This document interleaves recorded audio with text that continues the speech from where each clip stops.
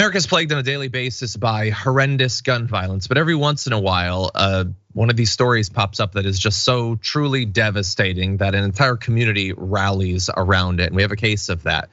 We have Kansas City neighborhood shooting of Ralph Yarl, a 16-year-old boy who apparently, in just going to the wrong house and ringing the doorbell, so infuriated or enraged the person living there that they opened the door, shot him, and then when he was on the ground, shot him again. Jesus. Now, thankfully, as of right now, as devastating as that is, Ralph Yarl somehow was able to get up and flee the area before the person in the house could finish him off, I guess, and was able to go to several houses looking for help. Eventually, someone helped Ralph, and he is now, he's still alive. It's obviously a devastating situation, but that's the slight bit of good news in all of this, is that as of at least when we're recording this, he has survived. I have no idea how. It is almost miraculous. But in any event, we have information about what happened because a GoFundMe has been put together to help pay for the medical expenses of Ralph Yarl, which we're gonna give you more details about, but I wanna give you some info from the GoFundMe. It says, Yarl pulled into the driveway and rang the doorbell. The man in the home opened the door, looked my nephew in the eye and shot him in the head. My nephew fell to the ground and the man shot him again. He was then able to get up and run to the neighbor's house looking for help. He had to run to 3 different houses, but eventually someone helped him after he was told to lie on the ground with his hands up. He was the victim of a shooting and was still being treated as if he was doing something suspicious. He was taken to the hospital, at least as of yesterday, was in stable condition. Now, as of this morning, the shooter had not been identified, but a lot of people are furious because the person was brought in and then just released, and we don't know exactly what's gonna happen. The police are saying that's just the way this goes, but considering how devastating the shooting is, a lot of people are finding that to be unacceptable. The most recent development that I have seen is that the accused shooter turns out to have been a white man in his 80s. We are told by the police chief that there's no evidence that race had anything to do with this. I don't know what evidence you find at the scene that allows you to rule out racial animus, but it is a black teenager, it's an 80-year-old white man who shot him seemingly for no reason whatsoever.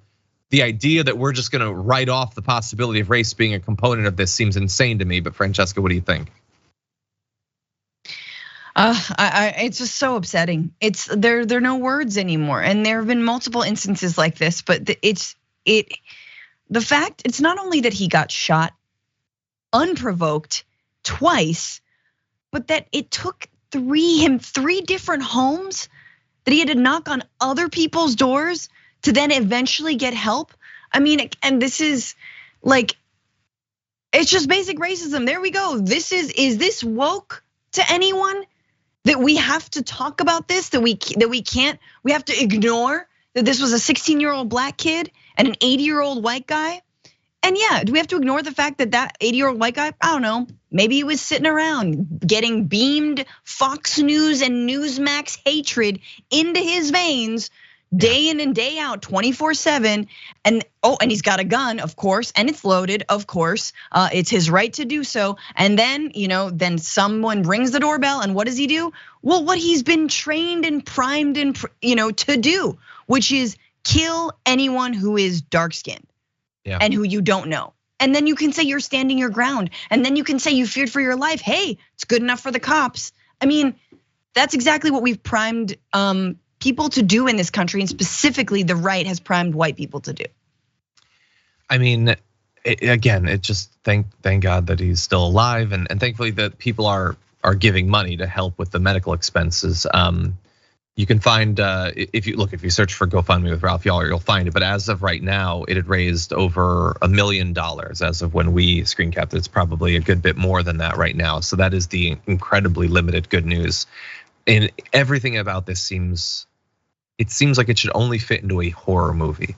The idea that you would be going, I believe, to pick up your brother, I think it was, or siblings, and then somebody opens the door and shoots you, already insane. And then you're going, it's literally out of a horror movie. You're injured, you're trying to find someone to help you, and no one will help you. Just even worse. And then you add what is almost certainly going to happen in the near future. Because while a lot of people, there's protests that are being organized to try to get charges to actually be put forward on this guy. So a lot of people are really active. You know what a bunch of right-wingers are doing right now? They are desperately trying to find something, anything in Ralph Yarl's social media history that will, in their mind, justify the fact that he was shot on site. They're gonna try to find him on Instagram wearing a hat or something, I don't know, literally anything that they think will justify it. And there is every reason to believe that this guy, this 80-year-old, I don't know any more details beyond that, could be on Tucker Carlson on Wednesday.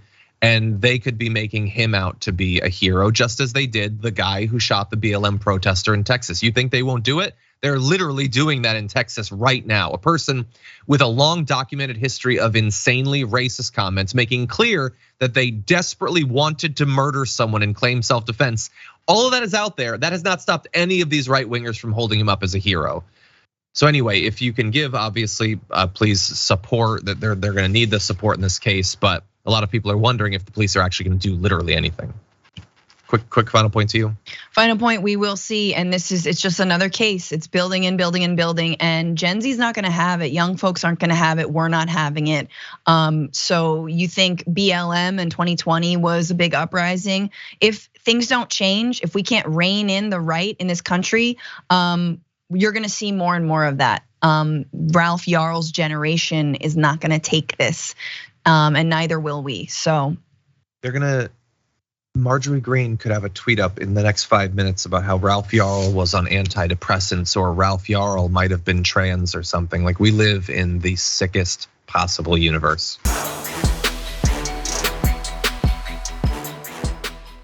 For more political news breakdowns, interviews, stories of activism, and me trying my hardest to care about the occasional big celebrity news story, subscribe to our YouTube channel at youtube.com/thedamagereport.